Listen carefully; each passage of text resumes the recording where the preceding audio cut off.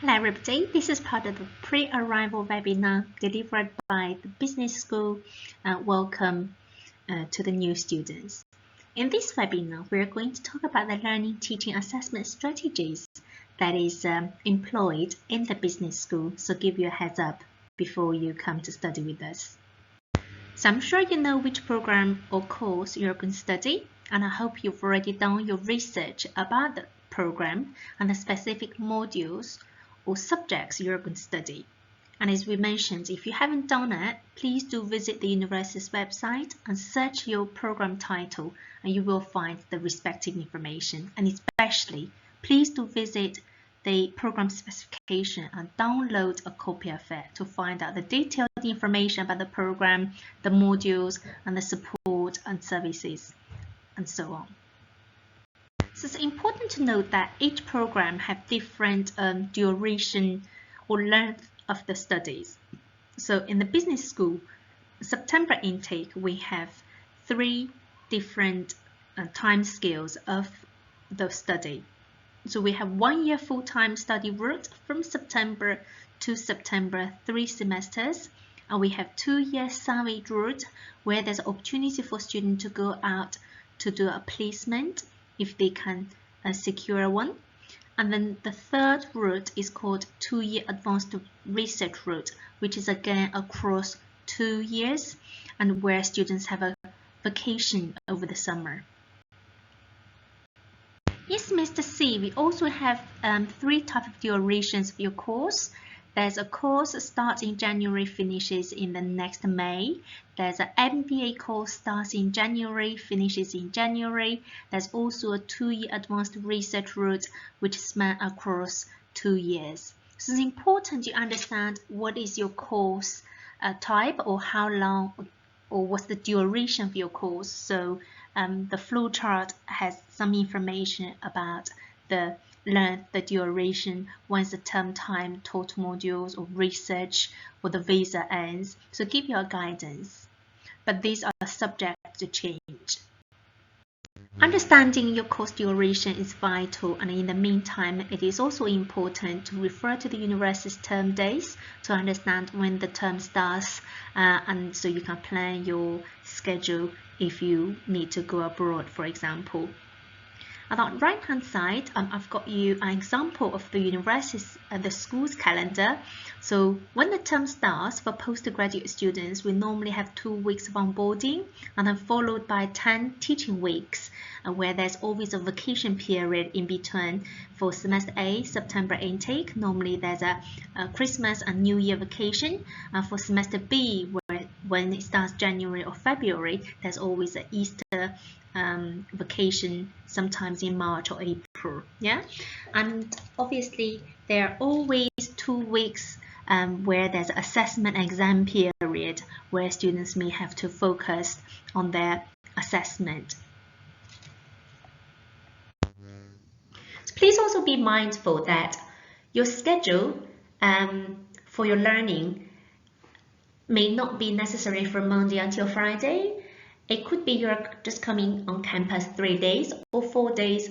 So we try to avoid 5-day full schedule. But if you have to come on campus 5 days, well done. So great opportunity for you to utilize the opportunity and the resources within the university to do your studies. Okay, so every student timetable is different. So please do follow your personal timetable. And just to note that the university or the school cannot accommodate any timetable change because the campus is full. So if you have any further queries, childcare issue, or may not be able to follow your timetable, please contact your personal tutor in the first instance to discuss your situation. Okay? And also to note, learning here is not, as I mentioned, the time you spend in the classroom with your tutor. So in the business school, we have 4 stages of learning. So first, as you can see on the blue section here, in the purple section here, it's called preparation. You must prepare for your class and then come into lecture to understand the key concept knowledge. And then when it comes to the third stage tutorial or seminar is where you're going to be able to apply your knowledge in a particular context, to discuss with your peers, or for a case study or for a real life scenario. And afterwards, learning still not finished, because you have to stretch yourself and then to revise what you've learned, work on the assessment, or seek for support in terms of academically, pastorally, or engage with any additional activities, social events, clubs, as you like. Okay, we really hope beyond learning, you're able to engage and enjoy your life here with us.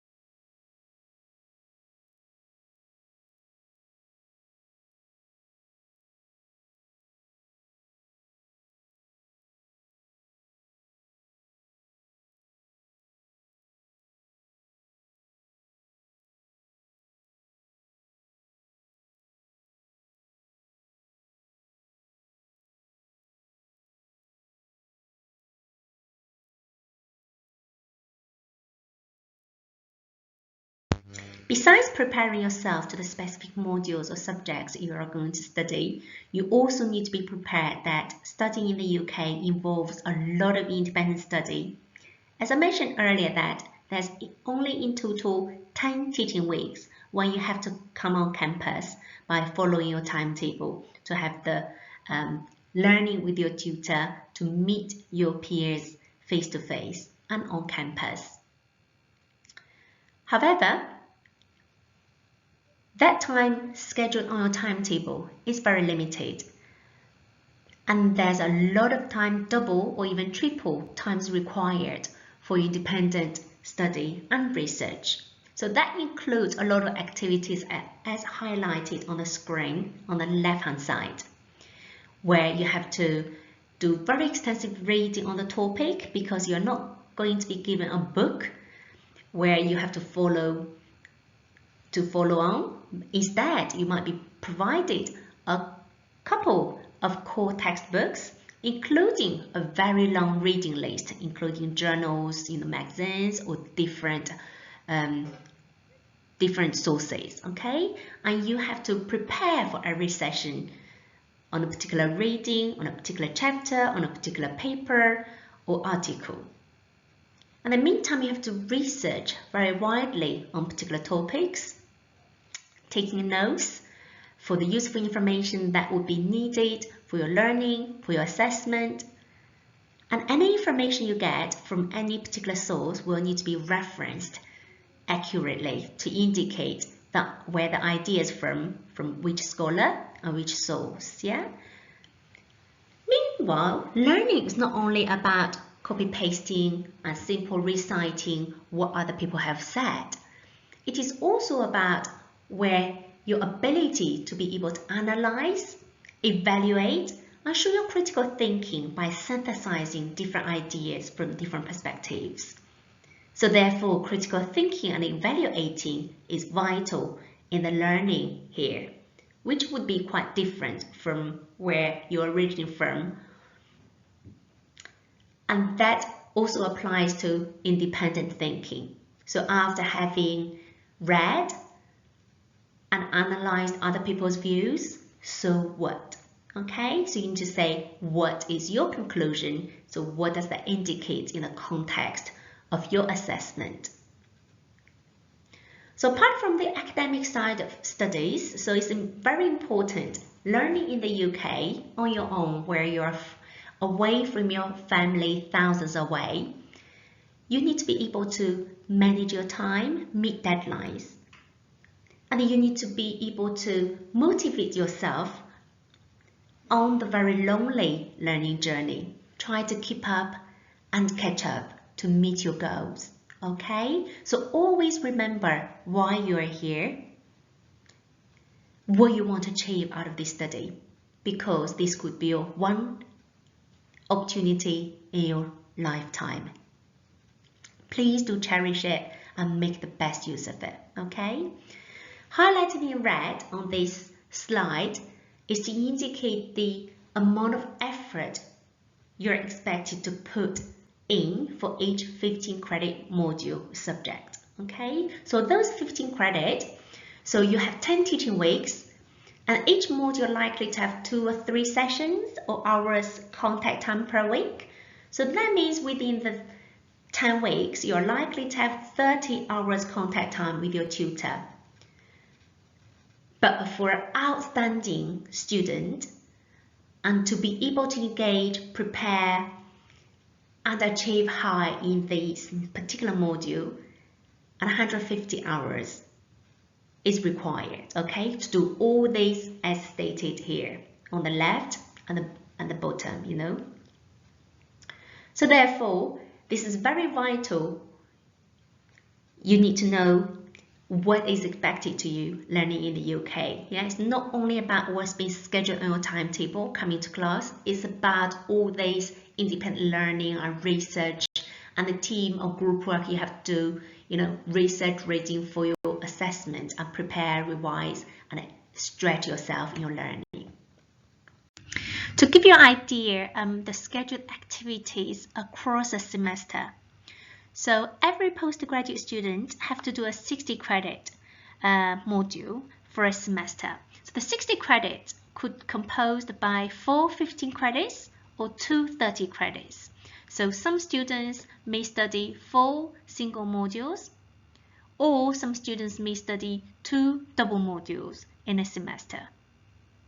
So each 15 credit module has 2 or 3 hours scheduled activity per week.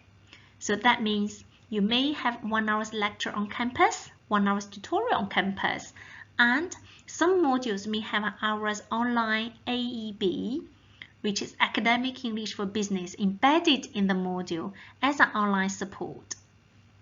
So that means for a 15 credit module, across the 10 weeks, you're likely to have 20 or 30 hours scheduled direct contact with your tutor, either through lectures or tutorials, or some sessions could be lectorials. And these hours are scheduled on your timetable across the 3 or 5 days schedule, and which requires your attendance and engagement. However, it's important to note that on the module DMD, it is stated that for a student to achieve outstanding grade, each 15 credit module requires 150 hours approximately. So if we see there are 20-30 hours scheduled contact during these 10 teaching weeks, and plus there are some introductory hours in the first 2 weeks before teaching starts, and some assessment examination time in the last week. So that means, you know, you still have another 100 hours independent learning to be conducted by yourself. Okay, so this highlights the importance of independent learning in the UK. So not all the hours are scheduled, so you're expected to do a lot of additional study, either for your preparation or for your stretch, which also known as revision or extension. As part of learning, a lot of students are concerned about assessment. It's vital that I give you a heads up on what kind of assessments are like in the business school. And technically, we see our business courses mostly, or most of the programs have 100% coursework. However, the 100% coursework is not only paper-based like you do in your home country, which takes place at the end of the semester, where all the questions are based on a core textbook that you were given, where you can always, highlight the key points and, recite in your paper and to get a very high mark. So in the UK, you may find different type of assessment firstly. So for example, you may have formative assessment, which are the kind of assignment that are not graded but prepare you for the graded summative assessment. So you may get some feedback from the tutor for the formative assessment, and which can feed forward to the final graded summative assessment. And also you may find the assessment not only written but also involves spoken, where, for example, you may be asked for to do a presentation, okay, beyond all this written assessment. An assessment can be individual, and a lot of time on a program that must have group assessment, which we also call teamwork assessment, because that's what happens in the real life in the industry as well, isn't it? So you can't work a silo on your own, you have to work with others. So this is where we're preparing you for as well, okay?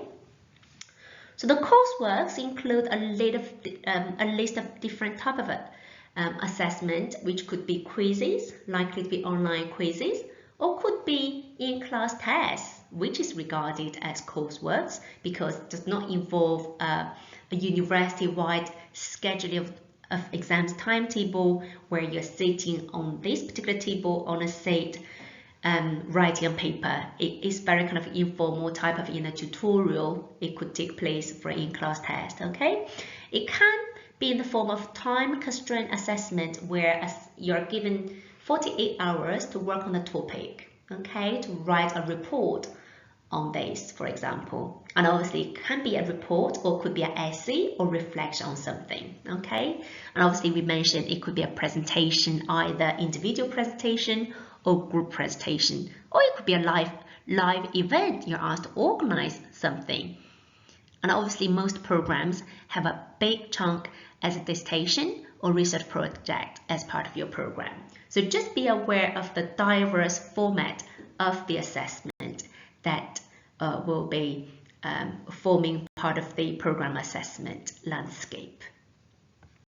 In relation to assessment, I like to say in the UK, 50 is a pass for any module. It's an aggregated pass. If your assessment has 2 parts, 50-50, that means kind of on aggregation. If you haven't done very well in one, as long as you do very well in the other, it's likely you're still going to pass the module, okay? So do not assume 50 is really easy mark to get, because every module or assessment has very detailed marking criteria that your tutor are going to mark against, okay? So nonetheless, we still want the student to achieve high, so 50 a pass, and then if you're 60 to 69, so you're very good, and if you're 70 and above, you're outstanding. Okay, and not every student pass the modules. Obviously, for student fail, I have a diagram here shows if student fail with a grade 20 to 49, you may be given another opportunity